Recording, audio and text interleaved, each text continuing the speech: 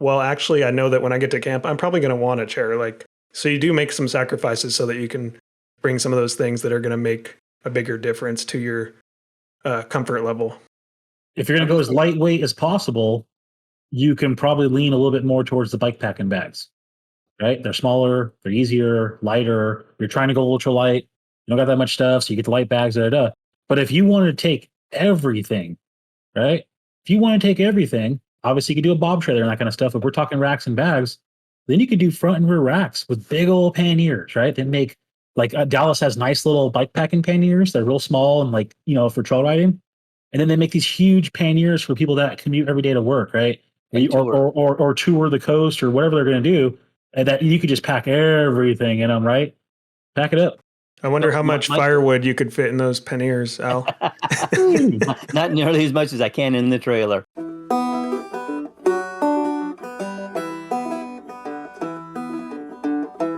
Pedal up that hill. It'll be worth the thrill. If you got the power of will to bike and camp and chill.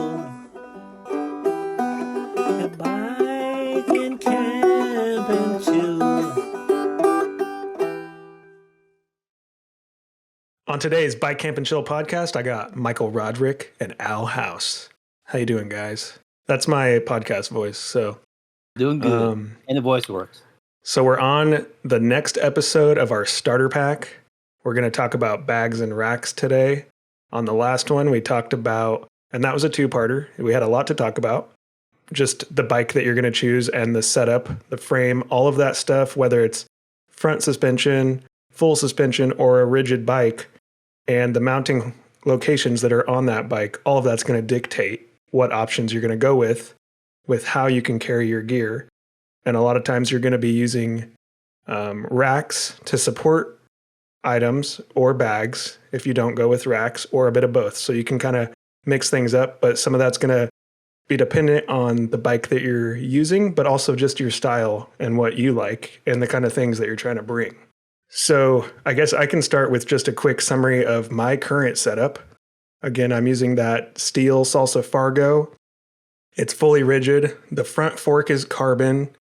It has a lot of mounting hole locations on it, so I've used that to carry bottle cages for my water bottles. You could put other things there like bags. I'm using the new jack, the bike rack, and that's kind of nice because it can just sit on my bars. It doesn't need to attach to anything. It can kind of just hang. They design it in a way where it has some straps and things that support it. And so it's an easy on-off kind of setup for just being able to carry something up front. But I think the downside with something like that, obviously, if it's not as structurally attached to your bike, that you're not going to put as much weight on it. I think it caps at 10 pounds or something like that. You're not really going to be trying to do anything crazy with it, but it can be handy in certain situations. I think also if you're doing like a drop bar bike, you don't have as much width capacity. So having something that fits in between those drop bars is also something that people will think about. I'm using custom handmade here in the US Rogue Panda bags. So what's nice about Rogue Panda, and there's a lot of other brands out there. I know Rockgeist is one of them, but there's these companies out there that will make bags that can custom fit your exact bike so that you're taking up as much space in that frame as possible. And so either they already know the dimensions because it's a common bike frame, or you send them pictures and measurements. And then you can also pick the pattern and get it to match your bike. That's kind of what I did. So I have that from them. I have the, what are we calling that? The bag up front, like the tank. Is that kind of what we call that one? Gas tank. Bag. Yeah, so I use that one for a lot of my electronics because I'm running a dynamo hub. So I have all that connected inside there. And that's also a Rogue Panda bag. And all of this is technically waterproof. It's using like that X-Pack material. But as we know, it's only so waterproof. If you're out in constant rain, the zippers and everything aren't necessarily going to be fully waterproof. And they're mostly not seam sealed. Yeah. So usually I think in my frame bag, I want it to be as water resistant as possible, but I'm not necessarily putting things in there that can't get wet. It's just nice when things aren't getting wet. So I'll put stuff in plastic bags and things like that, Ziploc, if I need that extra protection. And then I'm running a tumbleweed mini pannier rack on the back with the porcelain rocket, which is now Rock Guys, microwave panniers. And so this whole setup has been pretty nice. I'm liking it. Kind of fits everything in its place. And I can even put like my sleeping bag on the top of that rack, have the 2 side panniers, and even fit a saddle bag in there as well if it's kind of small. So that's kind of what I'm using at the moment. This has happened over the course of many years and figuring out based on the things that I'm trying to bring. You know, if I'm trying to bring a certain sleeping bag, certain sleeping setup and all that stuff, I'm kind of tailoring the way I'm putting all that on my bike in a way that's comfortable for me. So how about you, Mike? Where have you kind of landed on that? What's your usual go-to setup? Well, I'm currently on my Karate Monkey, rigid frame fork. I like bike packing bags. I started in racks and panniers, quickly went to bike packing bags. I use on my current setup a full kit, custom kit from Contour Bikepacking out of Thailand. Basically, they operate through Facebook, but they will make they make a handful of bags that are universal. My front handlebar roll is a harness that hooks to the fork and the front of the steer tube. And then it has a double-sided roll top or double-sided roll end waterproof bag that is like my front roll. Now I have 2 of those bags in 2 different sizes. So I kind of have like my winter bag, which I can fit more clothes and stuff in, and I have a smaller one I use in the summertime just because I got to take less stuff. On the front of the handlebar roll, I'll use a front bag that's kind of a little roll top, like accessory bag, common go-to things. I run 2 feed bags, or multiple names for them, but 2 cylinder tube bags behind my handlebar. A lot of people put water bottles in. I usually run 1 water bottle in it and use my other one for snacks and stuff like that. I have a custom full frame bag. So the full triangle of my bike is a roll top frame bag. I usually will run all of my food and cooking equipment in that, and still have a little extra space to toss in like extra layers, stuff like that. I run a towel bag that fits my sleeping bag and typically some clothes.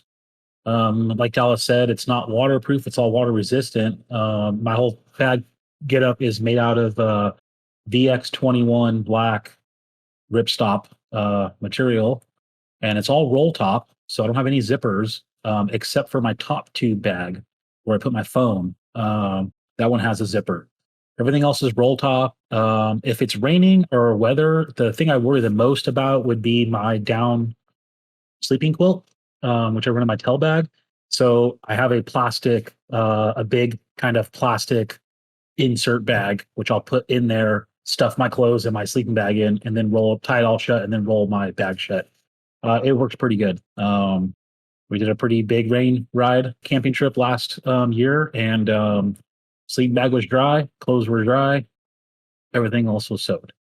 I like the bags because they really make it so you could ride the bike more normal. Typically, when we're going bike camping, we're doing like some hike bikes and crossing creeks and, going off in the woods, off the trail to get campsites and that kind of stuff. And it's just easier to deal with the bike with everything contained in the bags. I can literally take the bike and throw it over a fence, and it's not going to react like racks and panniers and stuff. The one drawback to the bags for me is it's good while you're pedaling. They suck while you're packing and unpacking. Everything's like a Tetris kit inside of it. Just got to fit perfect to make it fit.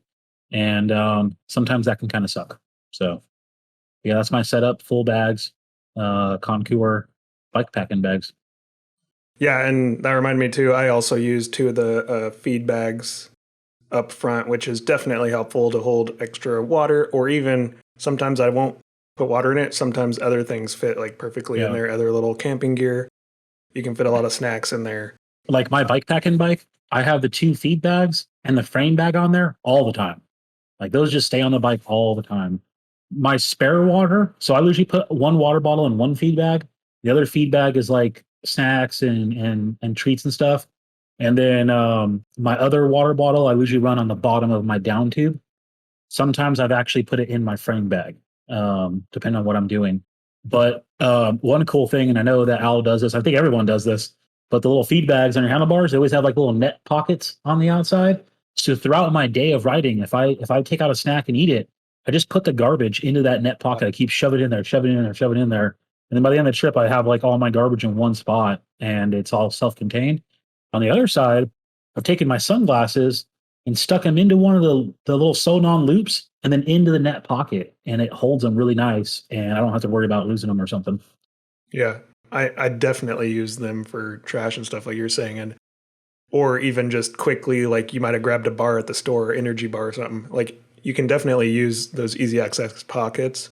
And yeah, if you're just doing day stuff, like those come in so handy. Just having any of these bags, I think like that are easily accessible, like the frame bag and stuff. Like I find myself using that so much, I could just be going across town and I can just open the zipper, throw some stuff in there, and then head out. So it is nice having, and I think people that like commute on bikes, you know, some people are probably used to just throwing on a backpack if they're going to work or something. But once you have stuff like this on your bike setup, I think you just, you know, start really using it in all I these really different can't imagine ways. not riding without a frame bag in the bike. I mean, I guess on a mountain bike or a stunt bike, right? BMX bike or something you're like, you know, riding differently, but day riding, commuting, riding to work, whatever the deal is, bike packing. I can't imagine not having a frame bag, be it a full frame bag or like the bike in the back here, just a half frame bag, so you can still utilize water bottle mounts. Yeah. So Al, what's your at this point, what's your favorite go-to bag and rack setup? What are you kind of using on your Surly Karate Monkey? And then you might be using something else on your other bike. But yeah, what's your favorite kind of setup right now? Well, right now on the Karate Monkey, rigid frame, hardtail. So I am using I think it's Moose Tech. It's just a generic frame bag. It's a full frame bag, and just so happens that it fits really well on the Karate Monkey medium frame. And I'll use 2 feed bags or stem bags. One's I have a water bottle in. Another one I put in my phone, in my battery pack, and every other little thing, mostly snacks and stuff for what I'm riding during the day. On the handlebars, I'm running a nice, I think it's a Revelate roll bag and a little catch bag on top of that. So I'll put in wires and charging cables and additional snacks up there. That or sometimes I put tent stakes in there. Just what fits up front, which is not a lot, but it's easily accessible. So if something I plan on using during the day, I'll put up there. I use a tail bag, and I've misused it. I've used it wrong. I've used it this way. I never really get use it well, but I use the tail bag to hold clothes and food. The frame bag, a lot of times food, my camping stove and stuff like that. I'm trying to get it down to just that, but I have a 0-degree sleeping bag that just does not compress down enough to fit in any bag without taking up the entire bag. So I usually have that in a stuff sack and just tied on up top on my roll bag. I'm going to try to change that around a bit by emptying out some stuff, make my tail bag more accessible for the sleeping bag in the future, but I've not done that yet. I've purchased, but I've not installed or used them yet, is 2 Dom Gorilla 2 cages for my forks. And I'm going to see how that changes the ride and feel of the bike by moving some of that weight down to the bottom of the wheel.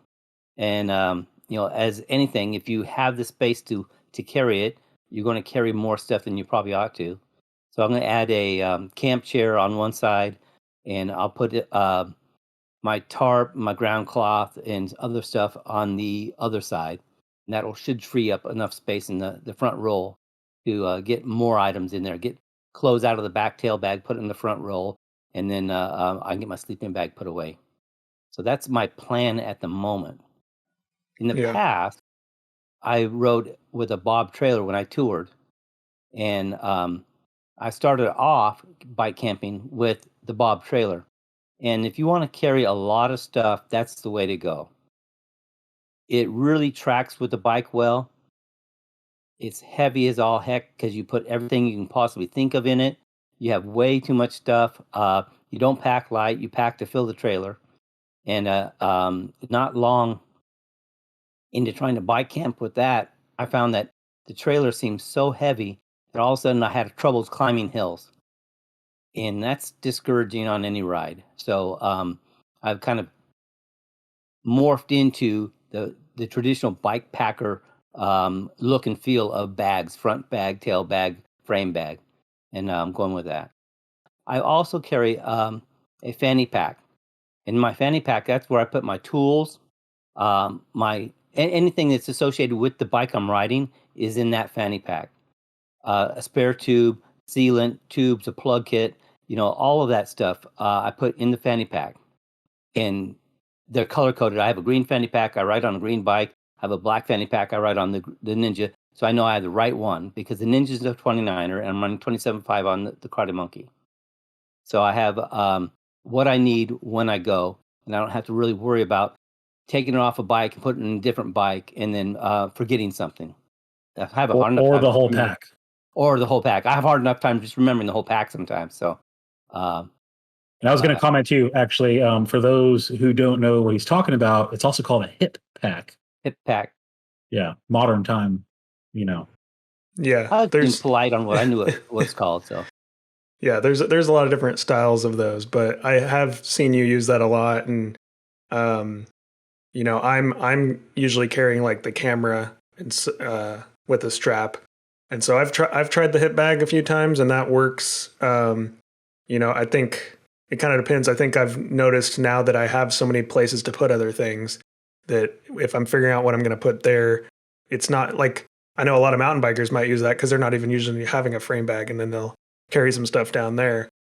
But yeah, it just kind of depends again on the gear you're using and how you're trying to distribute that weight. So like even when you were mentioning your 0 degree sleeping bag, I also use a 0 degree sleeping bag. And that's why a lot of this is going to be dependent on your gear. And you might get some of these bags to try out. And then you're trying to put some stuff in there and you start to realize, oh, that's not going to fit there, or that's not really comfortable having this in my way up here. Maybe it's blocking something, or just, so that is kind of what you have to play around with over time. So we've definitely changed the way we're setting this stuff up from, what we might have done a few years ago. So it just kind of really depends. And then you might even change some of your camping gear, right? Like that stuff might change too, which would then affect maybe how you're going to carry it. So, I mean, a small consideration, we've talked about it, and I'm trying to get my sleeping bag off my handlebar bag and out of the way because I cannot see my front wheel when I'm riding fully packed. And there's some times that it's got me into trouble where I'm laying on the ground, can't figure out what happened because I never saw what I hit. So, yeah. So it's there by chance now because that's where it fits, but I need to move it. What kind of gear you buy too will also decide where you're going to put it. We said that already, but if you were like having to start like to build your whole kit and your bike packing bag from like square one, it's kind of things you got to think about. Like, okay, a 0 degree bag packs down a little bigger than a 30 degree bag, right? And once I get this bag, where am I going to fit it at? Luckily for me, I use a down quilt, which packs down like a football. And I find that putting it in my tail bag, it fits better. It forms better to my tail bag. But having the lighter weight stuff on my seat, my bike performs better than having it all up on the handlebars. So like in my handlebar roll, I have my sleeping pad, my shelter, a bunch of stuff that's a little bit bulky, but doesn't really weigh that much. And then my tail bag is just my sleeping bag for the most part. So it's extremely light. I noticed that Dallas, I think you ride your sleeping bag on the back too.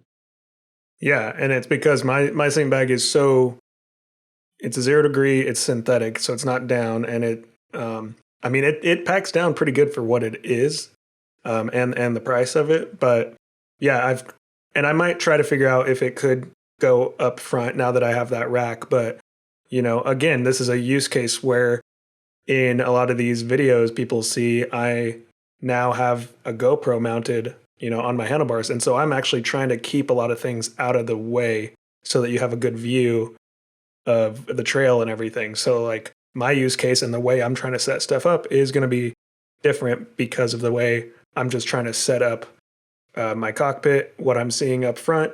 And then having the rack and everything, I like that it's more kind of rigid and I know it's going to stay put.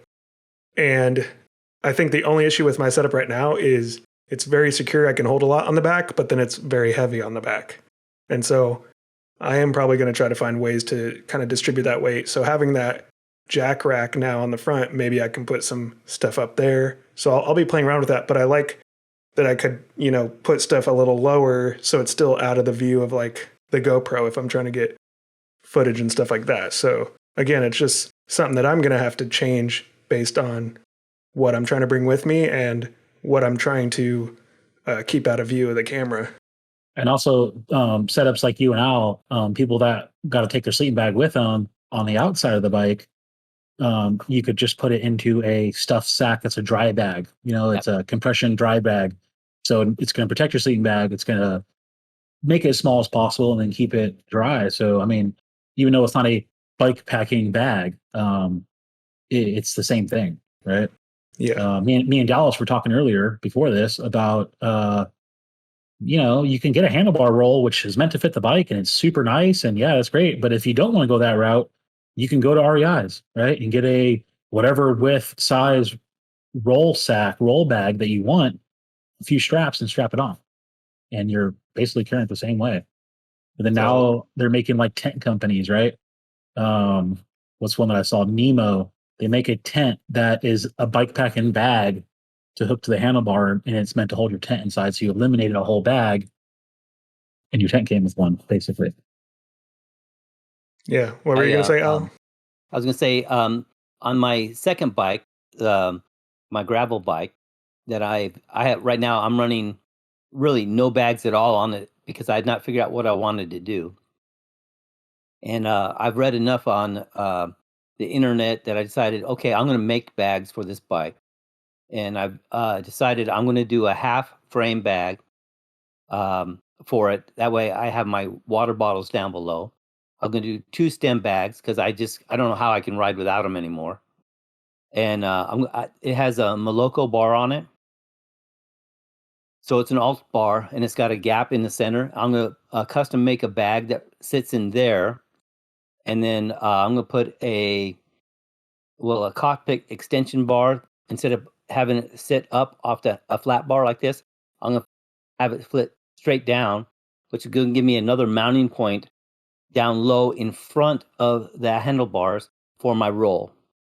And then I'll use my tail bag. So the only thing I will keep will be my tail bag and my front bag on my current setup, which comes off and goes on the bike quite frequently. And I'll ride, like Mike says, with the frame bag and the stem bags on there all the time. In this case, I'll probably put the Moloko bag, just keep that on there all the time as well. I'm really excited about the Moloko bag. We've been talking about it and just Al's idea of how it's going to be and everything. When you look at all these bars that are like the Moloko or the the Jones, like loop bars, there's all these companies that make bags for the inside of that hole, but you don't really get anything out of it. You get this little tiny, bag, and Al's idea, it's going to be super sick. The thing is, because I ride so vertical and upright, my stem is tall, so I can make that bag a lot deeper than a traditional bag. Because if I had that stem slammed, I'd be right down on the tire. But I don't ride it that way. I actually have just thought about today, even splitting it vertically, so I have a shallow access on top, and down below would be side access where I can put my stove and all my pans, everything that I plan in my cook set in there down low, and I only have to get into it at camp. Yeah, it's a great point to bring up. So at this point, we're talking about you could go buy, bags. There's all sorts of companies that are either hand making them or just things that they have in stock that are more standard. You can go that route, and those, can go budget friendly. You can get some of the stuff on Amazon. There's brands like Blackburn and what was the other one, Moose Track. Moose Tracks, yep. Moose Track. So, there's definitely options like that out there. And then you can kind of go the other end where it's a little going to be a bit more expensive, but maybe you're supporting somebody locally or in the US and getting something custom. Or you can go to like an REI or just get regular dry bags, that kind of camping gear, and kind of do your own hacks and get stuff to kind of work. It's going to be cheap. It's also multi-purpose, so you could use it for other things. Or, like you just said, Al, you can, and I've seen a lot of these communities popping up online, make your own gear. And there's templates now, there's instructions. You can have a lot of fun with it. And that's another cool thing about this hobby when we've been talking about all the things that overlap. When you're doing something like this, now here's another thing that you can play around with, stitching materials together and actually building your own packs. Like that's a whole, other activity in and of itself, a whole nother thing that you might have a lot of fun with. And what's cool too is I think the bags might be the only accessory or part in the bike industry that you can go to the bike shop and buy a bag that's made by a company that mass produces bags, Revelate Design, right? Real common one. Well, you can buy a custom made hand built bag from somebody making it themselves for you for almost the same price. So there's not this big giant markup because it's a hand built thing. Like when you buy a bike frame, if you buy a Surly, it's easy to buy, it's mass produced. Or if you go buy a custom bike, it's going to be real expensive and take a long time. But it's not really happening in the bike bag world. The bike bag makers are still selling them around the same cost as most of the mass produced bags, but way better qualities. And the other thing I'd bring up, I know my cousin actually, his partner helped him build a frame bag for his bike. And the thing that I noticed, like, first of all, it's cool to do that. You're building it yourself. You're learning along the way. But once you have that kind of knowledge and you know how to do that, it even becomes easier later on down the line when maybe you're going to make a change to it. Like Al, you were just saying about this whole custom thing. You might build a certain way.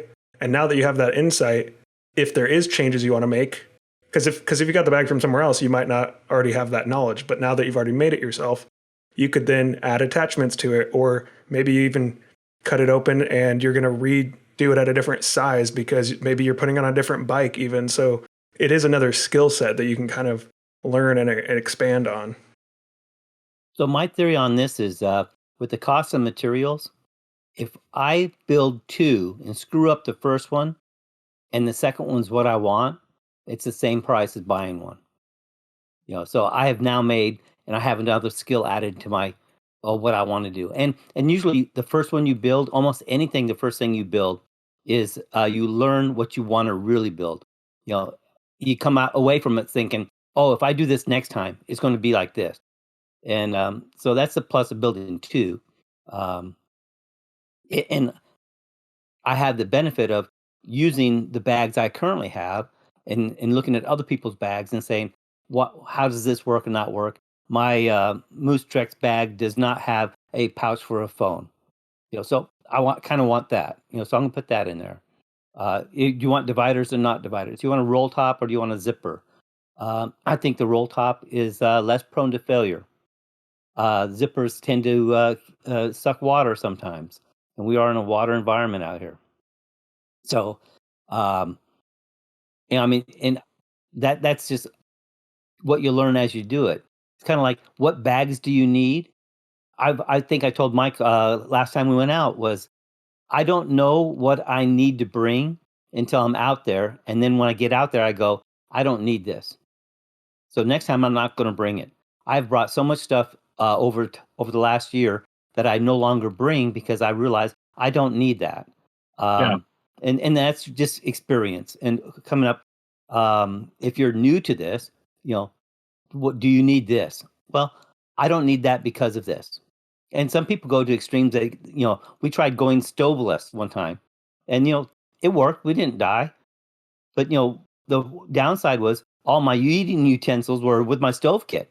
You don't bring your stove, I'm out there trying to eat with no utensils. So, Well, and you could go super minimal. You could go, that's the thing, is you could try to go super lightweight.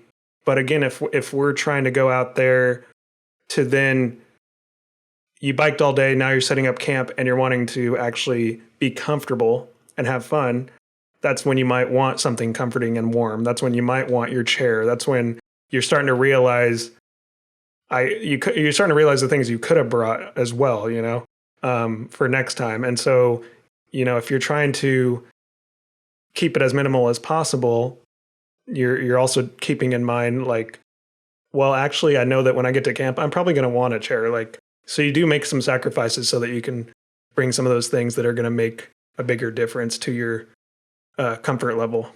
Yeah.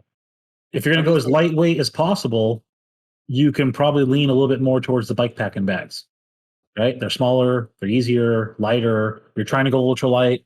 You don't got that much stuff, so you get the light bags. But if you want to take everything, right? If you want to take everything, obviously you could do a bob trailer and that kind of stuff. If we're talking racks and bags, then you could do front and rear racks with big old panniers, right? They make, like, Dallas has nice little bikepacking panniers. They're real small and for trail riding.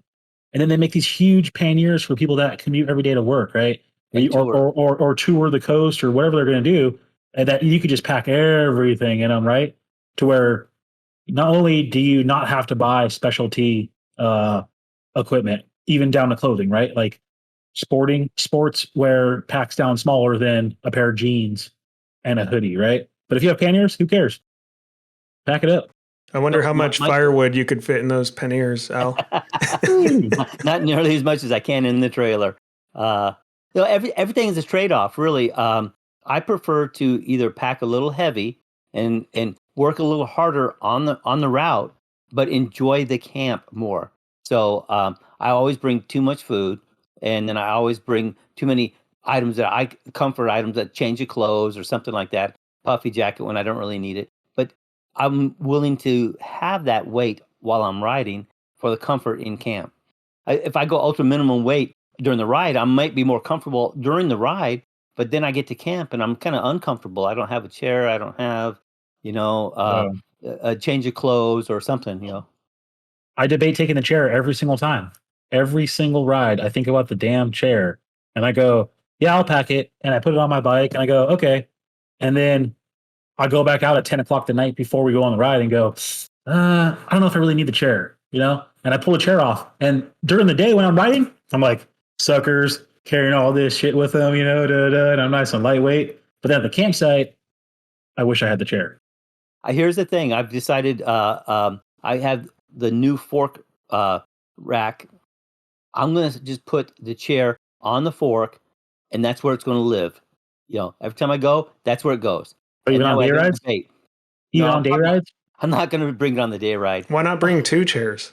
Now, when it comes to the chair, one thing I do pack is, if I have taken the chair is great, but sometimes I'll just have a cut piece of a foam sleeping pad, right? It's just big enough to make it as like a pad for the ground. Mostly, it gives you a little bit of comfort, but it keeps you dry, right? You're not sitting on a hard piece of wood or something, and it's better than nothing. But I'm looking at my bike going, it weighs nothing, but it's kind of bulky. So where do I pack it? So like on my tail bag, it has some like shock cord on the outside. I'll usually put it over the top of my tail bag and cord it down and roll that way. Yeah. But we went, camping a weekend or two ago and took our heavy setups and stuff. And I have a crate bike at that point. So chair, hell yeah, it fits. If it fits, we're taking it.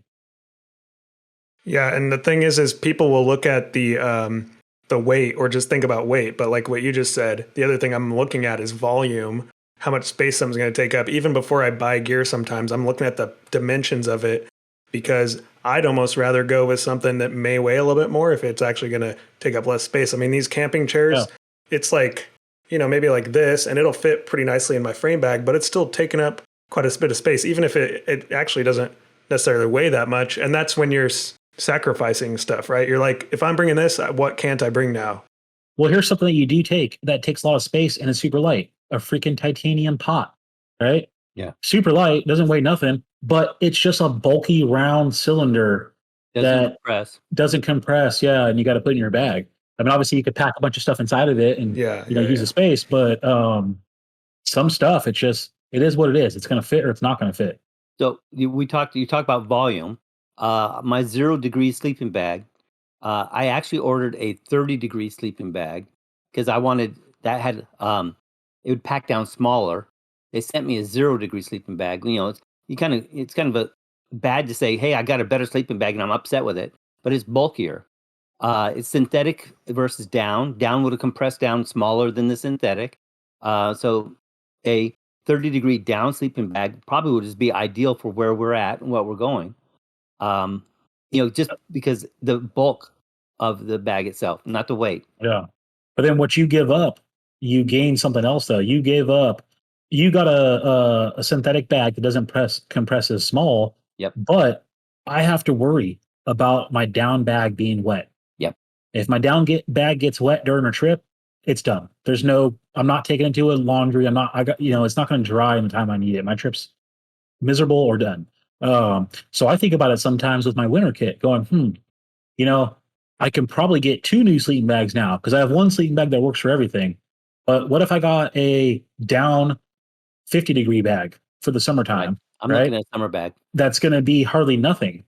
And then in the wintertime, I'll get I sleep pretty warm, so like a 30-degree synthetic bag.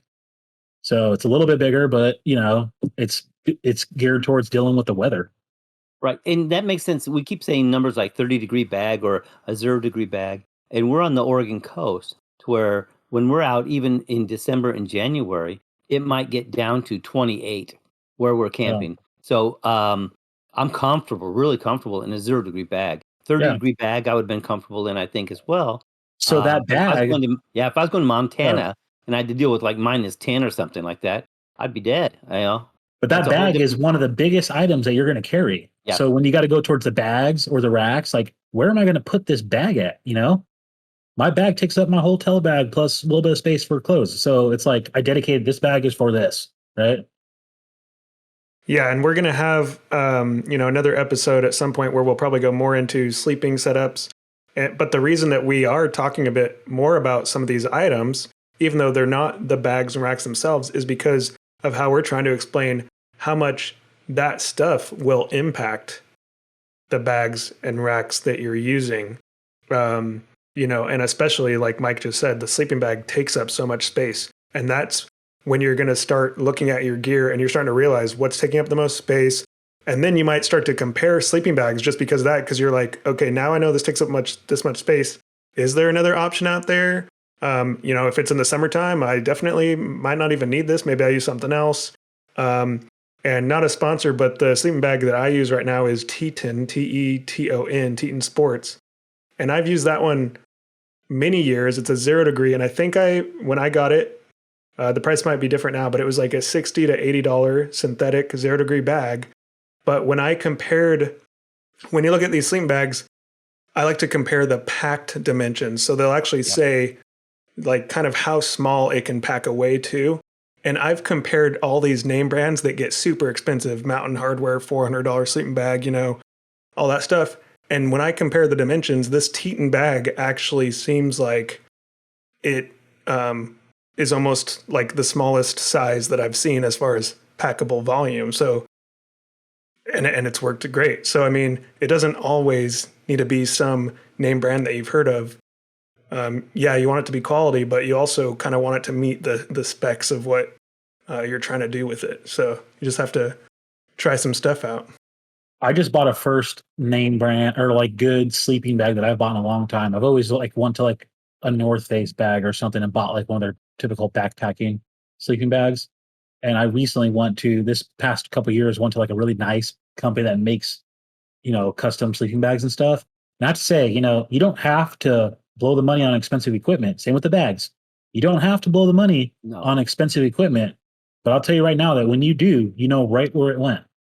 You got really good bags. You get really good racks, right? So with Dallas, with the whole tumbleweed racks, right? Mm-hmm. People might look at a tumbleweed rack on their website and be like, like, how much are they? They're like $150 or something, right? So Yeah, something like that. So people might look at their racks and go like, man, these things are hundreds of dollars for this little welded up rack. Why can't I go into my local bike shop and buy that, $49.99 Planet bike rack or something? Those tumbleweed racks are built out of better material, chromoly instead of aluminum. They're designed better, very minimal, right to the point, but they're just better. So Dallas has had the same rack since the whole time I've known him. Does everything we do, thrashes it down trails, drags it around, throws it in the back of the truck, blah, blah, blah, and takes it. And then when I'm here in the bike shop and I'm working on bikes, it's like every time I get a bike, the racks are, I see tourist bikes all the time and they put so much weight on the racks are bent, or the vertical struts are starting to bow. So it's getting closer to the tire because it just can't take the weight. So point being is, you spend good money on good parts, you're going to know where it goes. You get cheaper stuff, most people can get by, but maybe not as long, or you would want to expect some kind of mechanical on a trip. And I think that's why it's good that, in this starter pack series, we are talking about things that we've tried, where we've landed, what our current setup is. So a lot of these things that we have used are vetted in that way. And yeah, these tumbleweed racks I've been using for many years. And what I liked about them is, I think usually when you're doing the whole bike packing setup, you do want to go more bags, especially if you have like the full suspension bike and stuff like that. Like, it's a little bit more difficult to go with racks. And so when I was looking at racks, I didn't want anything that was overkill. I wanted to go with something really simple and minimal. And so they actually, tailor that one to this mini pannier setup. So it's actually a smaller rack. It's doesn't take up as much space, and it's meant to just fit these mini panniers. And some people might want to go with bigger panniers, but the way I thought about it is it's forcing me to not bring as much stuff, right? Because if I had the bigger panniers, and this is something we can talk about, I think this is a good thing to... Like the trailer. If you can carry 500 pounds, you're going to put 500 pounds in it. Well, yeah, the bigger the pannier, the heavier, but also too, like with Dallas's panniers, it's a, it's kind of like a cradle that holds a modern, material like X-Pack or something, roll top bag, right? So it's very light. It fits a little bit of stuff, so you're a little bit geared towards being lighter weight, but the bags itself are lightweight. Versus like someone that's going to tour around the world is going to get like the big, heavy, rubberized, the PVC bags. Yeah, the PVC bags, which are are probably pretty damn indestructible for normal usage, right? But the bag itself is heavy, right? So when you start thinking about weight on your bike, your base weight now is heavier because of the type of bag that you have, but you could take more stuff, right? I have another bike, my shop bike, that I want to do a little bit of road touring this summertime on it. And I think about how am I going to carry all my stuff? And I'm going to only go on road on it. I'm not planning on doing no off-road stuff. So I want to go to Panniers. Now, it's not going to be a fast bike. It's not going to be a light bike. I kind of want it more durable and strong and stuff. And so I'm looking at these Chrome Industries. They're like a welded, heavy-duty, waterproof material that is roll top. And they make Panniers. And I bet you those Panniers are like a couple pounds each or something. I don't know. So super indestructible and like forever tough, but not that light. The difference in use cases here too, if you're somebody that is cycle touring the world or the entire Pacific Coast route, you're almost living on the bike at that point, for months or whatever. That right there, you probably are going to use bigger panniers. You're probably going to be bringing a lot more with you versus when we're talking about doing a weekend thing or a week-long bike packing trip. That right there are different scenarios. So again, you're going to tailor your setup towards really the kind of trip you're trying to do. If it's a multi-month kind of thing, I mean, that's obviously going to be a totally different way you're going to set up what you're carrying. And also too, like your mindset changes big time, right? If you're going to go on your bike for 2 years versus 2 days, you're probably not as much thinking about being super light, right? Because like you said, I'm living on this bike. Versus a lot of the trips that we're doing where we're going bike packing, something major goes on. I mean, whatever. Hey, somebody, when they get to service, when you grab a truck, you know where I'm sitting, or call somebody for a ride or something. It's not like it might end your trip, but you're going to go home, fix your bag, get a new bag, whatever, and go back out versus someone that has to rely on that bag working, especially if you go into like some other countries, South America or something, right? So, I mean, in the spirit of this whole starter pack, I mean, we've talked about our bags, and we didn't really talk too much. I know I talked a little bit about the trailer. Start off with what you have, and then just take it out to your bike and see how you're going to carry it. And then, that will kind of dictate what you do take. Do I need it or not need it? If I need it, I have to figure out how do we get it on the bike or on me, and then carry it to the site. And a lot of the functions of the bags that we ride or are common in bike packing came around due to function. This seems to work for most people. Most people find a roll bag in the front, a tail bag, a frame bag as a way to carry a lot of gear and still have the performance of your bike altered not very much. That doesn't mean you have to go out and buy $600 worth of bags and gear just to go out overnight. Start small. Start with figure out, like I said, every time I go out, I find out what I don't need to bring or what didn't work like I expected it to and how I have to change it. It's a learning process. Go through and learn by making mistakes. And, if you have multiple people, we've talked about this as well. If you have a bunch of people going, 4 or 5 people going, and you run out of fuel to cook, you know what? There's 4 other stoves there. You're probably going to still eat hot food. Yeah. So it's just, that's part of learning it. And also too, like I see a lot of we see a lot of cycle tourists going down the coast from all the way from the level of like, this is the first, I don't even ride bikes. I'm just doing something big in my life, to a professional endurance racer, right? Coming down the coast. You'd be surprised at how many backpacks. I can't imagine going on a long trip with a backpack. We rode just over the bridge and I had a backpack and I was like, oh, I'm getting tired of wearing this damn backpack, But just the amount of backpacks and how much easier can it get to carry your stuff, right? So you could buy a backpack anywhere you want almost, and they come in a million different sizes. Yeah, I've used a backpack, like a collapsible, easy one that you can have in your kit, so that if you stop somewhere and suddenly I need to carry a bunch of stuff, you could pull it out and throw stuff in it. What were you going to say, Al? I was going to say the whole backpack, all that.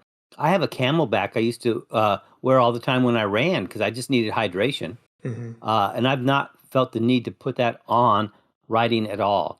But I have looked at it, and I think if I get to a place where I'm going to be summer riding or I need extra hydration, that I'll pull the bladder out of it and put that in my frame bag. Just as something that will conform to the shape of the bag and hold water. And, if I had to, I could put the Camelback on and carry water and strap stuff to it. But it traps so much heat right on your back that you sweat like a dog, and it's just not comfortable for me. But we've seen, like you said, every month during the tourist season, there are people riding with backpacks on, And nowadays they make bladders that will fit to the shape of your frame bag, right? They're like more of a triangle kind of shape. And when we talk about the starter pack, we're going to have people listening to this that have probably been riding for a bit, but they're still curious to learn some new things and maybe change their setup. And they just kind of like to nerd out along with us. Then we're going to have people that maybe are just now getting into bike packing, but they used to do a lot of backpacking and that kind of stuff. So they have the camping gear. And so like you said, get your gear that you have, figure out how am I going to put this on my bike? But then we might even have people that haven't done any of this really. Like they're looking at a bike, they're wanting to get into this, but they don't even have much camping gear, or maybe most of their camping gear is like car camping gear. So it's not really feasible to try to lug that stuff around. So, people are going to be coming at this from different points. And so that too will kind of change how you might go about this. If you're trying to jump into it all at once, it might kind of seem overwhelming. And that's why we are trying to break this up into categories and talk through it. And, just start little by little. You don't have to jump into this full force, just if you already have a bike, if you already have some stuff, just start playing around with these ideas, listen to some more of these podcasts, look at some information online, and just, start having fun with it just like we are. And, ultimately we just want you to get out and try a ride. And if you're in our area, come join us. This is what we're trying to do. Well, and if you are just starting out, like if you're the person that's having like, I'm going to do this new thing, bike packing, you would probably have to lean towards more, even probably before you think about the damn bike, is where do I want to go and what do I need to have with me or want to have with me? Now, if you're the person that's like, I'm going to go ultralight minimal, that's going to be really easy to choose bikes. It's going to be really easy to choose bags, right? But if you're the person that's like, well, I want to have everything and I want to be totally comfortable and I want to have a lot of stuff, that's going to decide your bike, and that's going to decide how you're going to carry it. It's going to decide, do I need to have panniers and racks? Do I need to have ultralight bike packing bags? Do I need a full kit of bags? Can I get away with half a kit? You know, but 10, 15 years later, and I'm still perfecting my kit. I mean, I've gotten my bags down to, I know that I just want a full bike packing bag kit. That's my style. I like it on the bike. I like it camping. I like the way it looks. I like the way it feels, blah, blah, blah. But still working on it. You know, I was telling Al, I kind of thinking, or maybe telling Dallas, I kind of thinking about switching over to one of those accordion style foam sleeping pads. Well, how the hell do you carry that? Yeah. Strap it on top of a rack, easy, right? I don't have a rack. I got bike packing bags. So how am I going to carry this thing, right? And so I'm now working on that. So the key is every time I've gone out, I have had a different setup, whether it could be how I string up my tarp, how I hang a hammock. Every time I've gone out, it's been different because I've learned every time I've gone out. And I've learned as much from both of you as I've learned from anywhere else online or just by failure when I get out there. And Gary as well. Gary, as from a backpacking point of view, he's got tricks he hasn't even begun to teach me yet. So I'm looking forward to doing that. And you might be a first timer coming out and know more about something on this camping stuff than I have thought about. You've asked questions I haven't asked. You have answers I haven't got an answer for yet. I said, so come out here and teach us something. I got a suggestion for Al. I think that on one of his bags that he makes, he should make a special pocket to put his keys, because it's quite annoying to be pedaling some hill next to Al, and all I could hear over all the talking or music playing or the birds chirping or whatever is jingling his keys every time he pedals around in his pocket, jingling, literally. And I think about, man, carrying my keys in my pocket would suck. It's all pokey and heavy and stuff. So Al, ride with shorts that have keys and pockets in it. You know, hey, I have pockets. You put something in the pockets. And again, that's like how your style is. Al doesn't. He's not like, he doesn't overpack. He's not ultra light. He just kind of takes it. Versus me, where I'm like, let me take my truck key off of my key ring, so I just have my key to get into my truck, so I can lighten the load of my bike. Yeah, you can really get into the organization of how you're putting everything in these bags, and you have a whole system down. And I think to some degree that is helpful when you get to camp, because if you don't think some of that through, you're going to be pulling stuff out, setting up camp and everything. Then the next day, now you're putting it all away and you're like, how did I get this all in here again? So you do kind of want to have a good system down on, so that you can kind of be quick with it too. Because the last thing you want to do is just, be getting ready to go and then having a nightmare just trying to shove everything back in its place. Yeah.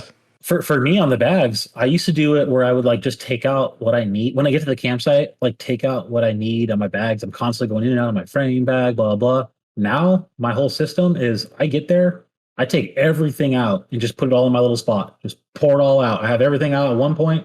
I don't pack all that crap back up until the next day when we're leaving. The thing is, if everything doesn't have a place, you lose stuff, right? You ride the whole day thinking, I thought I had this, but I don't know where it is. And you get to camp and you find it. You unpack your bag and go, there it is. Yeah, so I think, Mike, you've given a little bit of details. I'll go over mine, but this might be good just to give an idea of how we do organize our stuff in our bags. So like I've said, I have that sleeping bag on the back rack. I have these two side panniers. And so in one of the side panniers, I've been using a pretty big, I call it my glamping sleeping pad. You guys have seen that one. It's the Thermarest. I thought it was a bouncy house. I thought it was those big blow-up things. They like launch boats into the ocean. You know, when they launch like a major ship, they roll on those big old pads. I thought it was one of those. So I've been using that one lately. I might get one that takes up less space, but it's nice to have it when I can get it to fit. And so I have that one shoved down at the bottom of one of my pannier bags. And then I kind of have like my some of my sleeping setup, like if I want a an emergency bivvy or something. If we're doing something really cold somewhere, I might bring that. I might put some of my food in there as well, roll that one closed. All my clothes go in another one, so I just know that's where all my clothes are. And maybe I have a separate bag in there just so I can put like dirty clothes, things like that. But then my frame bag, I'm mostly using that for all my food. So it can be kind of nice to have these kind of areas where you just know where that's where my clothes are, that's where my food is. Water, I know where my water is going. And so you can kind of move stuff around, but yeah, I think it is just nice to not have to think as much when you're getting to camp. If you pull everything out, like Mike said, you might have like a ground sheet that you throw it all on. And then you can just see everything too. I think that's the thing is when it's all in your bike, it's out of sight. So you might not even realize, oh, I did bring that. I forgot about it. So I think pulling it out, like he's saying, if it's useful stuff, you do want to be able to see it so that you actually remember to use it. Now for me, I'm going to go to fork bags, and I envision it might change after I try to get there. I envision that I will probably take my right front fork bag. I will take and put a chair and my ground cloth in it, and in the left side I'll put my tarp, my hammock, and my straps and tent pegs, whatever I need to fit over there. And that should free up my front row. And my front row will then become maybe it might be big enough that I can get my sleeping bag in there. If that's the case, my tail bag becomes just extra food and clothing. And my frame becomes alcohol and filter and food.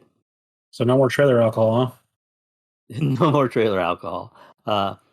The first time we went bike camping, Mike, I told him we had a friend that was a consumer of beer. I said I brought beer for him, and I'll just say if you bring a trailer and you bring 6 20-ounce bottles of beer, you're packing a lot more weight than you ought to.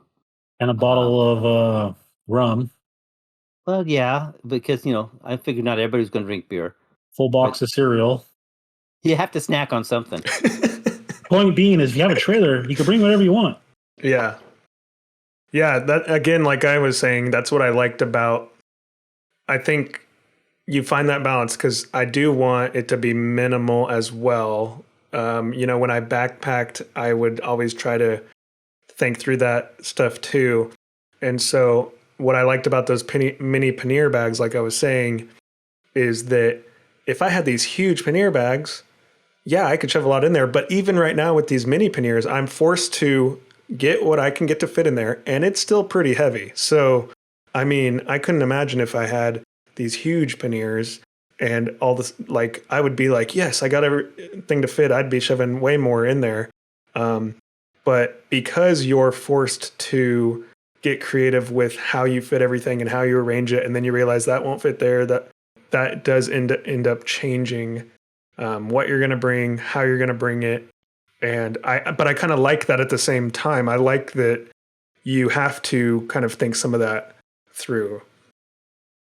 Part of it, I think, is that's part of the adventure, right? Is did I pack enough stuff? Do I have what I need to get me from what I plan to do?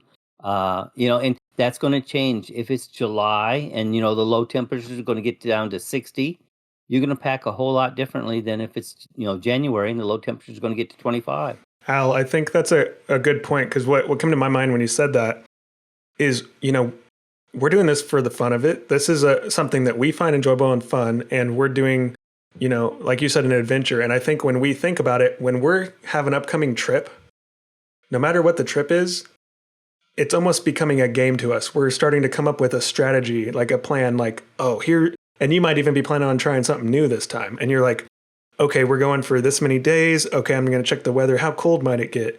Is it going to rain on us? Like you're starting to strategize and figure out, you might, even though you're using the same bags and racks, you might change the gear you're bringing and how you're arranging it just based on that specific trip that we're doing. Well, think about the weather's the same. Everything's the same except, the route's a little bit longer. And you have a 2-day trip or an overnighter, right? I need to camp one night, or I'm going to have, I need to bring food and find water sources for 3 days. So now I packed enough food for one day. That'll get me to, all right, and I'll be eating tomorrow night. Well, no, I have to camp out tomorrow night.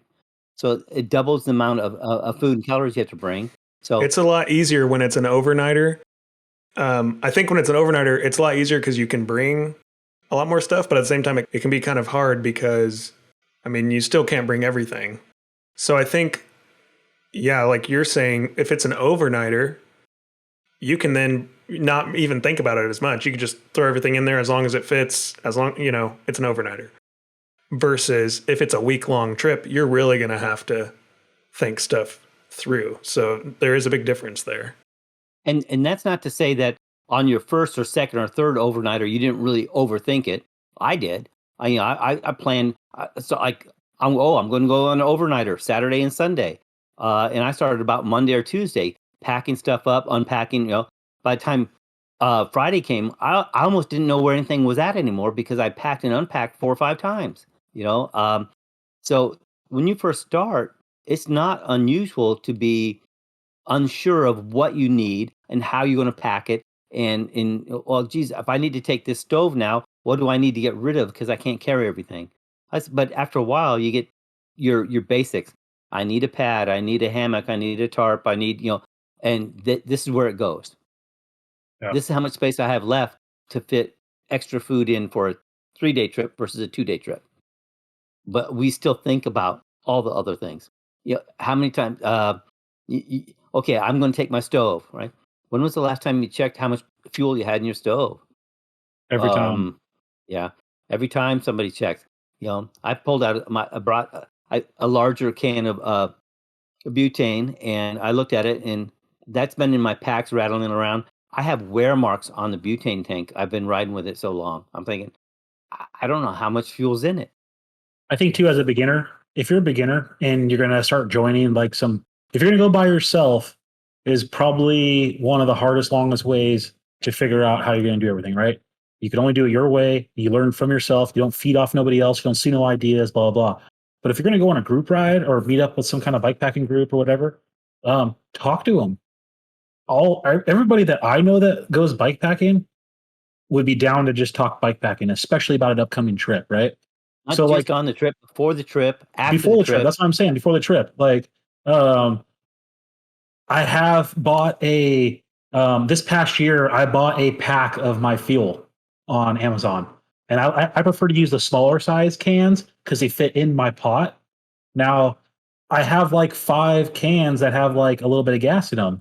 So I called Al one trip before and was like, hey, Al, you taking a big ass can of gas? Or what are you taking? He's like, yeah, I got a pretty big one. I'm like, okay, well, my can is super low and I don't know if it's going to make it through the trip, right? And so I thought, because my kit, how it is, I don't go out and go on month-long tours, right? I'm going bikepacking on the weekend. I'm doing a couple-day trips. I'm trying to go ultra light as much as I can. So for me to pack another can in my bike of gas, just a little small can, would have really, I would have to think about it. Okay, one more can of gas. Where am I going to put this at? So you could share your packing with your group or your friends, So if you want to make yourself ultralight and make your bags be able to fit more, right? Or in the wintertime, if you want to be able to take more, but everybody's going to be cooking, well, do we need to take a bunch of cans of gas, right? When one person can carry gas and everyone else can carry now, Same an with extra meals. sweater. We did that that one in December too. Same with meals, where we packed up, and I guess it was in November. We went in November and had a Thanksgiving type meal. Where we didn't bring, each and every one of us didn't bring a full Thanksgiving meal, but we brought sections thereof, and then made a more food than we could eat hardly. Yeah, which made packing our bikes actually kind of hard, because what do? We said, let's take real food and have this big old dinner, right? And so, if you had the panniers or a rack where you have a means of putting something else on or in, you can make it easy. When my bags, having bikepacking bags, I was like, man, how am I going to fit? I brought some Hawaiian rolls, right? where am I going to put these things so they don't get like sandwiched in this bag that I'm trying to smash down shut, right? So, I mean, all those little tricks like, hey, a box of cereal is a box, but it has a liner inside. If you pull the liner out, that kind of conforms to the shape of your bag. You don't forget. Yeah. You can forget the box. You know, what about all the alternative ways to carry stuff? You know, baskets, basket Oh, yeah. packing. Yeah. Right. What do you use, Mike? I know you have quite a few bikes that have like the baskets and the. I know you have some cargo bikes there in the shop. So I like the idea. So online, you know, on Instagram nowadays, you can hashtag basket packing. And you see all these bike packing bikes that have front baskets. Typically, they're more utility kind of style bikes, and they're not really going ultralight and that kind of stuff. I like that, and I want to have something like that, but I really like the bike packing bags. So I was messing around with my road bike, trying to put a basket on the front. It's not going to work out on that bike, so I'm scratching that idea. But on the shop bike, I like using the crate. It's cool. You just pack the idea that you could just put stuff in this thing, basket or a crate. I could put stuff in it. I could put a net bungee on the top. Doesn't really matter. It's protected. It's secure. It's not going anywhere. Blah, blah, blah. You do add a little bit of weight, right?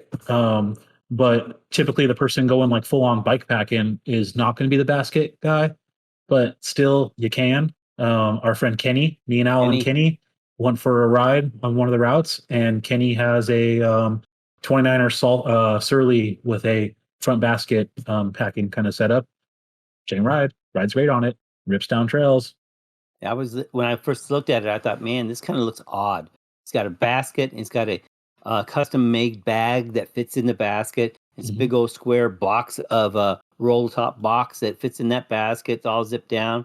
He had two basically bullets, like torpedoes on the side. Yeah. He basically took the fork leg bags, right, but mounted them to the bottom of the basket along the side of the struts, right? And so it was kind of like the looked deal. weird. You know, I thought, that kind of looks odd, but he packed a ton of stuff, lightweight for him, and the rest of his bike was clean and empty. He was packing all kinds of stuff.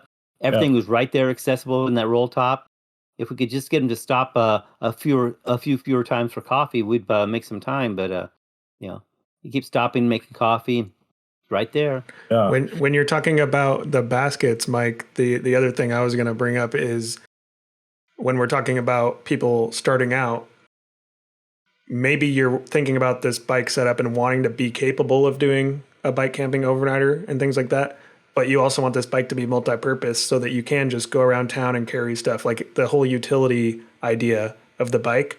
And so that's when, even if necessarily like the basket setup isn't maybe what most people would do bike packing, but maybe you want to have a basket on your bike because of the other ways you're using your bike when you're not bike packing with it or doing overnighters. Maybe you're doing day packing is kind of the term we've been using. So you're going to maybe have a setup just because of the other ways you use that bike. And maybe it's your one bike to do a little bit of everything. That right there will change how you set it up. Yep. Yeah. It's really easy to go to the store on your bike packing bike when you have a front basket, right? Like not bike packing, but just like in your normal life, just go to the store. You have a basket, throw it in the front. But if you're using like a frame bag, it's like, okay, I can't put this gallon of milk in my frame bag. So baskets are really cool. And then the basket you can mount on the front or the back, right? Yep. Crates, if you have people use crates on, probably the most popular way is to carry dogs, right? A lot of times on the back of a bike, they'll put a crate on. I've seen a bunch of bikes come down the coast this year with dogs with them on crates. I have a crust fork bike, Clydesdale fork, puts the crate on the front. Works really well. So crates, baskets, cargo bikes, right? And cargo bikes have long rear ends, big old side saddle bags, big crates on the back, or big, huge, like wagon type compartments in the front. Yeah. So when you start getting into that, going from the ultralight bike packing bags, now you're getting up into like cargo bikes.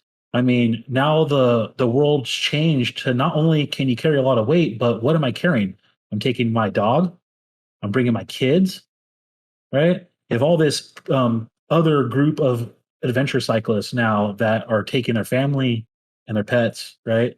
Which would be kind of hard on a regular, typical bags or pannier kind of setup. You reminded me of a bag that I've used in the past to bring my dog. I have a miniature poodle, and he's just the right size. You know, if he was any bigger, it'd probably be pretty difficult to take him around. But I got one of these bags that you see where you can kind of hook it on the front handlebars, and it's more of like a cloth style. It does have like a harder bottom or like a support on the bottom. And I've taken him on rides with that. And the cool thing about, you know, if somebody is trying to do something and like that, or if they're going around just across town, is those kind of bags even are easily taken off, and then they convert into a backpack, so you can even carry your dog around that way as well. And I've seen people even doing with cats. You know, I've seen cats in trailers. You know, people find lots of ways to bring their pets with them on bikes. So you definitely always have baskets and things like that people use them for. If One there's cool something thing- you need to take, figure out what's going to carry that and how to Yeah. mount that on the bike. It's not wrong, right? There's probably some smarter versus less smart ways of doing things. Mostly weight distribution. You can mess up the handling of your bike by putting too much weight one place or another.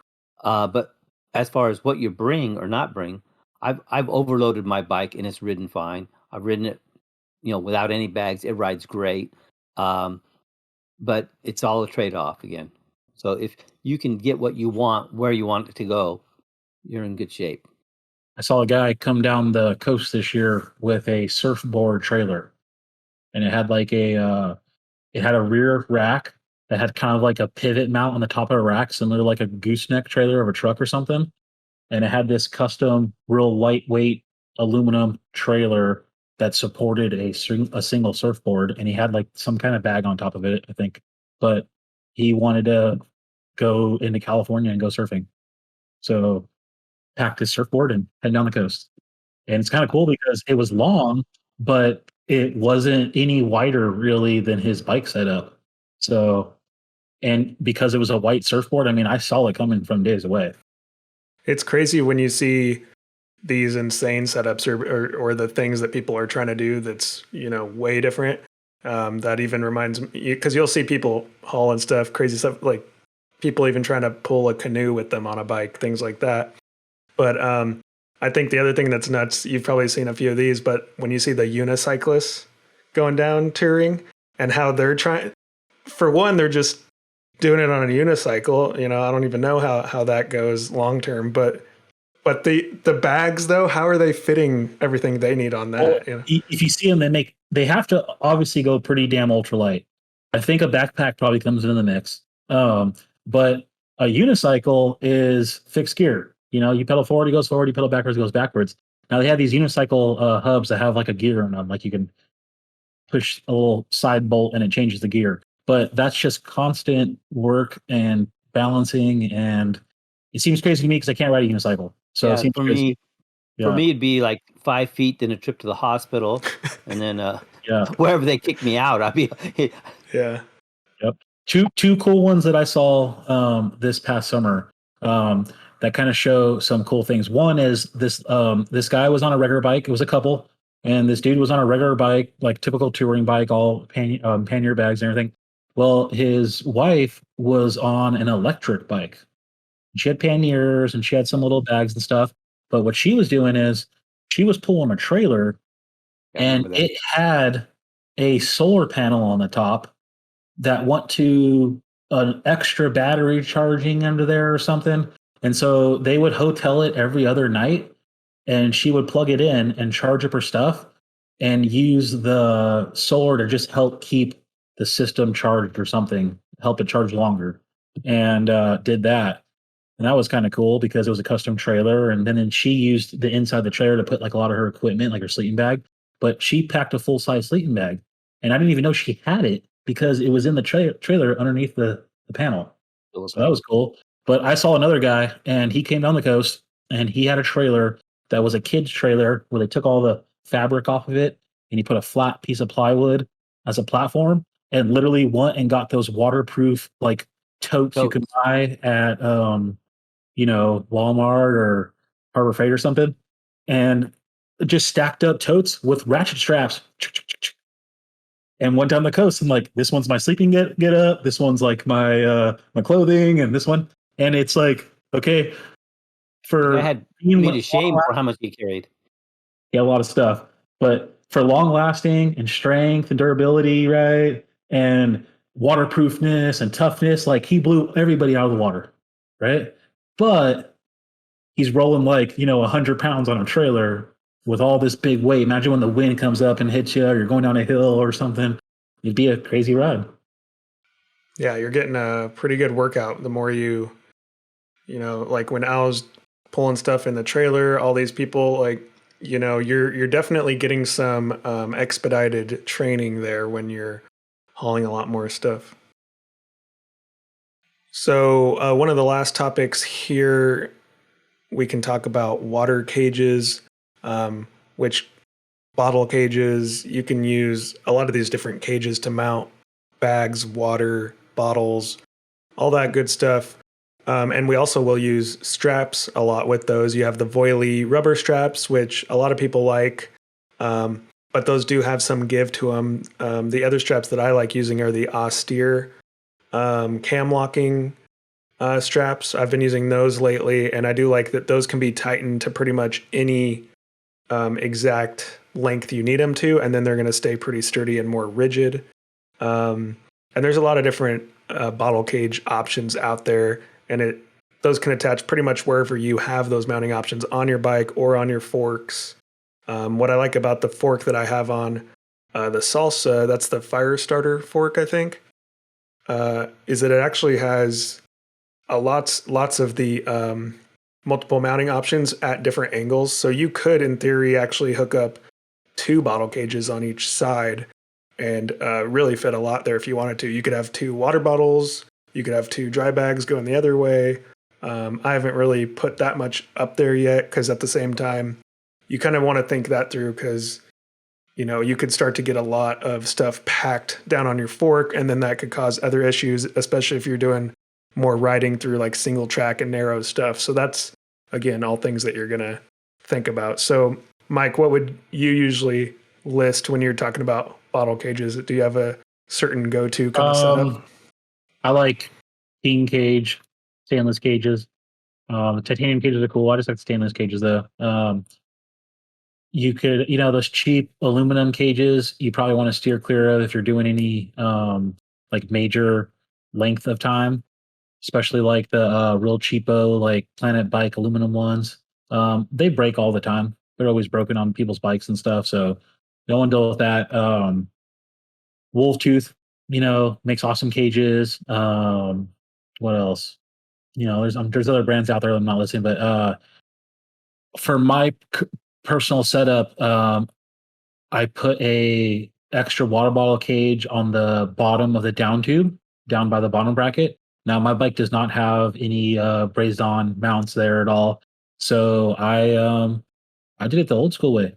I just put some electrical tape on my frame, put my stainless water bottle cage there, and 2 stainless hose clamps. Called it good. It's made it through a bunch of trips and it's super strong.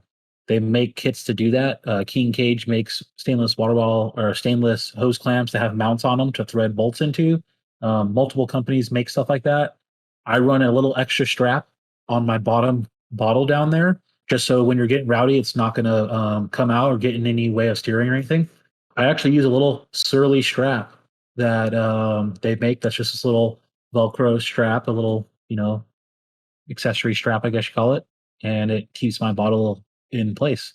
I think one thing that a lot of people don't realize is that when you have a bicycle water bottle cage, most of them are designed so the curve of a bicycle bottle, it'll pop in and hold it. And you go to put like typically what you see in like adventure cyclists, that kind of stuff, is like some kind of stainless water bottle or titanium water bottle. Well, now with the how popular bike packing is in adventure cycling, there's companies that make water bottle cages that don't have that curve on the top. They're straight. So you can put stuff like titanium water bottles, metal water bottles. Widefoot is the other one I thought of, which I think Tailfin is another one.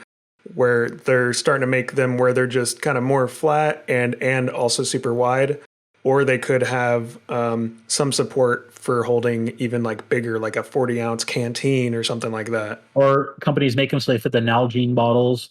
So water bottle cages, I would suggest that you get a better one. You'll spend thousands of dollars on your bike and put a $5 water bottle cage. You know, you could put a better one that's going to last a whole long time. And then now you can do cool stuff like get anodized ones and all these cool colors and stuff. But I think I'm going to talk your bike hanging in the back is if you do put 2 water bottles and a half frame, you can drop that cage down good lower. point.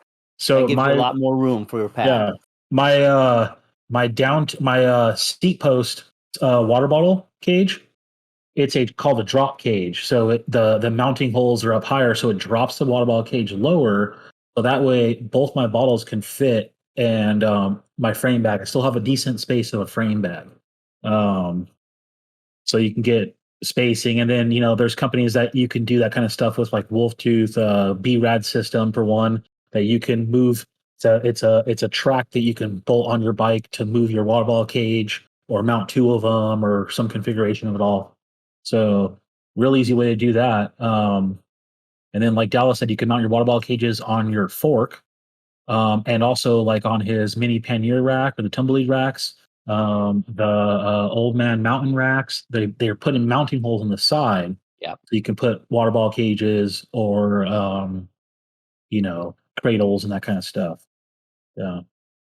And as far as the straps go, I also use it's a cheaper version of those cam lock kind of straps. You loop through and you pull it, but like a 3/4 inch wide strap. I put one on my seat rails around my rear bag. Once I get it all packed and as tight as it can be with the regular straps, I put this one strap and pull it up so it gets my rear bag really tight against my seat. And then I have 2 extra ones, the same thing, going around my bars and my whole front pack. So that way, once I get it typically overweight and bouncing on trails wants to kind of go down towards my tire, and I only have a little bit of space. So I use those as like my kind of like extra support straps, which also sort of ties into my shelter with the tarp tent over my bike after. So, and they're so light. I mean, if you complain about bringing an extra strap, I guarantee you're going to use it someday out there. I use one of my feed bags for a water bottle, and then my frame bag covers up one of my mounts for a water bottle cage. So I use the one on the down tube, or the front tube underneath. So that's where I have the second water bottle. And being real cheap, and saying you don't have to go crazy and get nice straps. As Mike says, I use 1950s boat anchor rope to tie my sleeping bag on. You don't need a fancy strap. It's a lot easier. It's a lot faster. It's a lot convenient, and it looks a lot nicer than rope. But a rope will hold your sleeping bag in place. I will, when I make bags, make straps as well, because they're convenient and they're not that expensive. It just if you have that 1950s boat anchor rope, you just use it.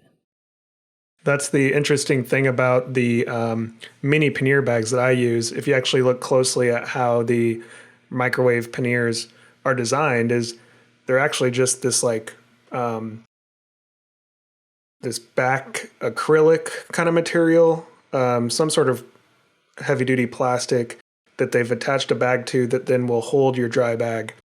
But that heavy duty plastic backing just has slits in it where they've pretty much just found different voily straps that makes up the whole system. So the whole way that those mini pannier bag setups actually attach to the rack is just using a bunch of voily straps. And once you get that down, it's pretty interesting just to see how they thought about that for attaching it. It just, it makes it easy to replace, right? If you ever have one of those break or you lose one, you can just get another voily strap. And so that's kind of, what they used on that design. And what I like about that design too is someone like me personally, I don't like those straps, the volley straps. But the way that Rock Guys made those, or at the time, Porcelain Rocket, now Rock Guys made those bags. If you weren't someone that wanted to use the volley strap, you could take it off and put like 3/4 inch. a web strap. little web strap or a Velcro strap or something. So it's really cool that you have the option for that. And now you can buy straps, right? You can go to bike shops or online and buy the volley straps, Surly junk straps, the whatever they're called again, the expensive ones. Austere. Austere, super sick, just really expensive, right? You can go into hardware stores, surplus stores, all kinds of stuff, and get all kinds of strap type of things. So, bungee cords, all kinds of stuff. I'll say this about bungee cords. If you've ridden along the highway for any length of time at all, bungee cords fail. They're all over the highway. So be prepared to have a failed bungee cord if you're using that. And have backup straps, right? You want to have those in your kit. Do you guys carry just backup straps that you kind of have in your frame bag? Or what I do right now is at least if I'm not bike packing, but I'm just going around town, I have that space in my frame bag. So right now I just have straps in there. So, hey, maybe I'm in town and then I grab something and then have some straps. I have extra rope and paracord. I do have some paracord stuff, yeah, for my shelter. So if it really came down to it, I could use that to like tie up some stuff on my bike. Yeah, the thing with the volley straps, and there's the only reason I don't like them, because I don't want people to think like, oh yeah, I'm trying to like side with brands or something. It's the only strap I've ever seen personally break on a bike camping trip, and it was on Gary's bike. Gary lost the strap. I'd never seen anyone else's strap ever break. Never thought about one breaking because they're not doing really that much heavy lifting, And he probably used his on a million trips over 1 million miles, right? But that's my personal experience with them. But the straps, especially if you have racks and stuff, right? You got to have a way to secure stuff to it. And what I noticed too is Rock Guys also does now is they make this. It's kind of like those new mountain bike fender material plastic, or like school fender material plastic. It's like a cradle that's designed to strap a bag to, so you can keep your bag dry and clean against a rack, but without having to like have any major stuff. It's just kind of like this quick deal. What real common thing that a lot of bags have that I was looking at doing it as well is that whole the web of shock cord. It has some give and stuff. That's really convenient if you have that either on a trunk bag or front bag or whatever, to take a rain jacket off, shove in there, so it's really accessible, but it's you don't have to wear it all the time. So that's not a bad feature as well. What I've noticed with the volley straps, and I could see them over time if you've used them many years and stuff, and if they're out in the sun, like that material, I could see it getting more weak over time. But what I saw when I got the mini Pannier, the microwave bags, and they were using all the voilies, they actually say in their instructions that when you're pulling the voilie straps and tightening them, they're actually very clear about not over tightening them. I think that's what people probably end up doing that then causes them to break, is if you're constantly over tightening them, like they do have a capacity. And so they actually tell you on the microwave instructions to only go like a few dots, because they have the punch holes in them. Yeah, to only pull it like 2 dots maximum past the threshold. Because you have all these punch holes. And so if you're like, oh, I'm really going to tighten this up like over time.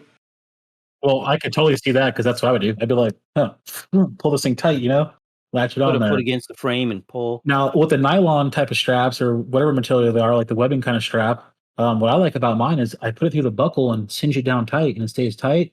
And then you can take the leftover piece and tie it around itself as kind of like a safety, or to keep the straps from, flopping all around.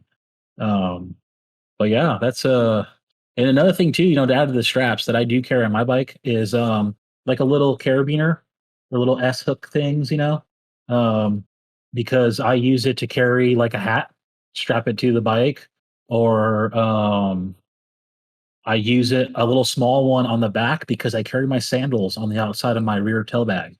And so even though they're kind of in my straps and probably super secure, for peace of mind with me, they're in the back. I don't want to lose them.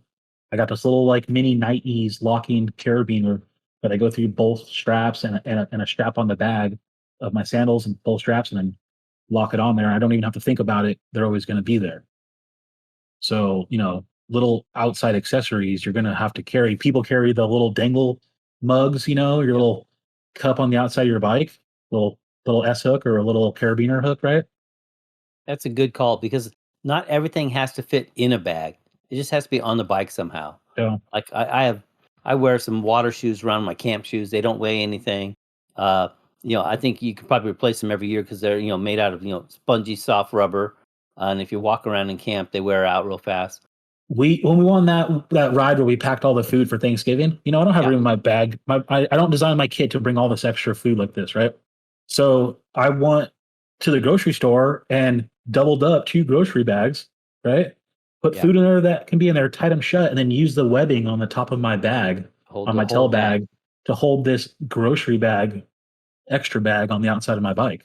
Same thing when I had the trailer. We did our little short, heavy ride. I had chips on the trailer, just in grocery bags. Yeah. So all sorts of ways to do it. Any last things?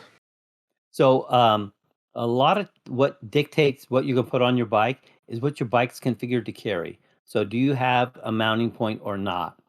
And if you get stuck in that mode, and I am that way 100%, is I can't put anything on the front forks because I don't have a place to mount it. There are hundreds of companies out there that will sell you and I was just looking at, for me, Dom cage, the Dom Gorilla cage. Hey, if you have the mounting points, you can get the mounting buttons and it works fine. If you don't, they have a kit to mount to a fork that doesn't have a mounting points. And that's just one example of hundreds of products out there that you can make or that are available to purchase to mount where there's not a mounting point. So don't let the mounting points limit you. It's just easier if you have them. With the rise of bikepacking and adventure cycling becoming really popular, a lot of bike companies have leaned towards designing stuff specifically for carrying, cargo. Exactly. How can I carry my stuff? So no matter what, there is a way. Now, if you're the person that is already been bikepacking and already down that path and stuff, and you're just kind of changing your kit, you're modifying the kit and mix matching, that's all cool. But if you're the brand new person, literally starting from nothing, you have to do a little bit of thinking because what kit I buy, what cargo kit I buy, what bag kit, what racks, whatever decides on what I'm going to take. And what I buy to take is going to decide on what I need to carry it on. It's a circle. So start thinking about, okay, do I need a huge sleeping bag? Right? Do I want a big ass giant tent? Do I want to take a chair? Am I trying to take, all this extra stuff? You're probably going to need to lean towards bigger kits. If you're going to go minimalist or ultra light, then you could feel pretty safe with, okay, I can get a bikepacking kit or something. And your trip is going to dictate that. So I plan to ride with a chair all the time. But if I go on like a 4 or 5 day trip where I need to carry more food because that's more important than a chair, I might take that fork bag and get the chair out of it and put multiple days food in it, because that's what I'm going to need. How are you going to pack for RAGBRAI? RAGBRAI, I'm just going to know Google where the next beer stop is.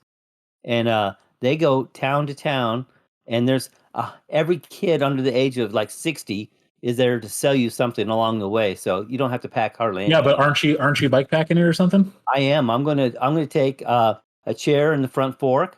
I'm going to take because it's Iowa. There's not as many trees as we have out here on the West Coast. So I'm going to put on the left fork, I'm going to put my tent, which has the ground cover and. So what you're saying is no hammock. No hammock. Yeah. Yeah. You're not bringing you can't bring a freestanding hammock. Bring one of those big metal frames with you. I was kind of thinking he was leading towards bringing an umbrella or something. When you say no trees, I was like, he's going to take an umbrella or what? I am definitely going to ride in a long sleeve shirt and sunscreen because you can burn out there, man. It's like it'll be 114, 116 degrees out there for us. So, yeah. So I'll you come could back. take you just basically got to take your chair and your sleeping equipment. You just get food throughout the whole way. Yeah, I'll purchase food throughout, but because I'm cheap, what I'll do is I'll hit the grocery store and buy a bunch of stuff for food during the day, and find probably I one thought you were big meal. supposed to buy a pie out there or something like that. Oh man, you can say a lot of things about Iowa, but those women historically can make pie, and I'll probably eat 3 or 4 pieces of pie a day just to get across Iowa. That's the way it's done. Okay, now on the opposite side, when we do the Six's Azalea Odyssey Yeah. 6-night bikepacking trip on the southern urban coast this summer, how are you going to pack for that? That probably will not be the chair. I will bring the hammock because I think we'll have places to go. But that whole front tube will probably be 2 or 3 days food, and then we'll just replenish that as we go. Yep. And if in the summertime, I don't have to worry about an underquilt or a pad in the hammock, so I'll just have just the sleeping bag, Yep. 1 bar of Ultralight. soap, and go to town. I'm sure we'll I learn a wasn't lot even on gonna that take a one. bar of soap. Maybe it won't be a full-size bar. Maybe it'll be a little travel bar I'm just going to be in the river downstream. in the soapy water. Yep. Yeah, I think that's a plan. Oh, and no disparaging words. I was looking at the PNW bikepacking boys. Oh yeah. Just there's always a difference in camping. They have one camp and they share a tent. I noticed that. I saw that and I was like, huh, okay. That's like ultralight teamwork. I know what they're There you doing, go. but I was going to bring that up earlier when we were talking about stoves and stuff because it's like I've been with groups where they want to share stuff. That makes sense in some degree, but it's also like there's probably some things where you want to have a few backup things just in case. Like if you're talking about if you only had one stove and everyone's sharing it, Yeah. and then if you have an issue, but I'd be fine sharing a tent with you guys. So. you're talking like one of these big ass giant Coleman like 4-bedroom tents. Sure. I like I understand people sometimes want to share stuff. Like, why not, right? We can make it ultralight if we all don't bring a bunch of extra stuff, right? I just like having my whole kit. I like the idea that Yeah. we're bikepacking tonight, but if I had to leave or if I wanted to go or whatever, I'm on my own. I can survive on my own. I like the idea of that. So we never do that really. Like lately, we've done a lot of like food sharing, right? But at the same time, if we Combined meals. ended yeah. up wanting our own ways, we would all have enough stuff to eat our own stuff for dinner, right? But we all take our own stuff, our own sleeping tents, and Part of you wants to test out your full setup, like if you don't bring some of this stuff, then you're not really going to know for next time if it would have worked. I think especially if you're starting out, you do want to try to be independent so that you can really test out that full setup because you're not always going to have the option of sharing things. Sometimes if that does work out, then it works out.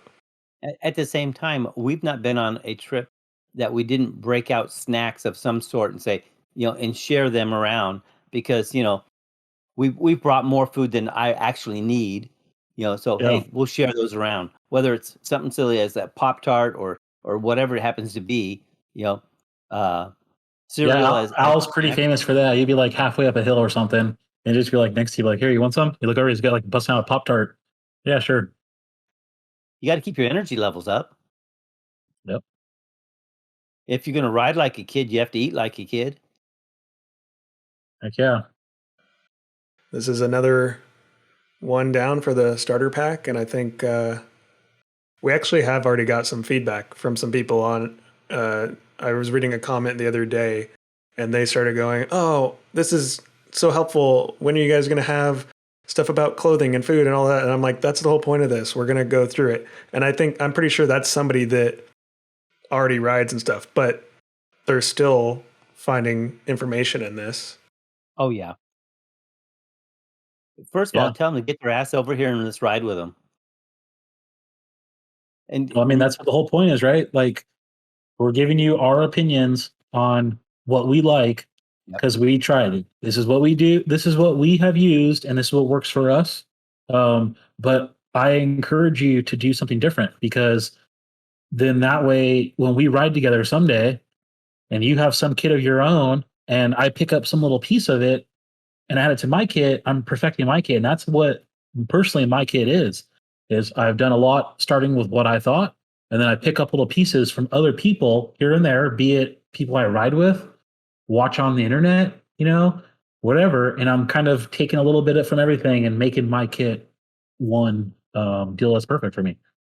So and from a podcast point of view, I mean, subscribe, great. That's great. Whatever, hit your notifications bell, the whole 9 yards, so you know what we're talking about. But more importantly to me is leave some comments. Tell us what you liked, what you didn't like, what we can do to improve, what we can do to what we missed that we just flat out missed, because there's stuff that I'm not even aware of that you can teach us about. So let us know. Yep, for sure. Yep. So if this is Al's email address. So put my email address in there. I look at email. We do have an email. It's bikecampchill@gmail.com. So you can send any questions, but you can do that also on YouTube. Leave a comment. If you go on Instagram and you're following any of these accounts, there's ways to send us messages and comment on anything. I think it'd be fun to answer questions that people have. Yeah, we definitely can. Send a question somehow, Yeah. Email. You can find us. YouTube. There's ways to do it, and we'll read your question and we'll answer it, and we can have a whole thing out of it if we get enough people sending them in. So go on ahead. You're guaranteed two things on questions. One, a smart ass answer, and one that we really care about and we think is probably true for us. Okay, so we may make fun of the question, not because you're silly or it's a silly question, just because we probably have had the same questions in the past, and I'll probably make fun of Mike on how he does something or something. We like should that. do a bike packing setup or bike packing bike roast. You send us, the viewer sends us pictures of their bike packing kits or their bike or something like that, and we roast it. I tell you what we could do is we'll do our bike, take photos of it and our setup and put it on there, and then let them roast us, and then we'll turn around and do it. Cool, guys. Thanks for joining. Thank you. Later. See you on the next one.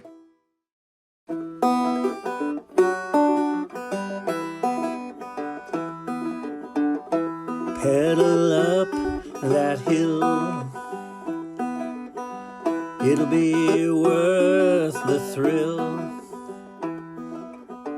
If you got the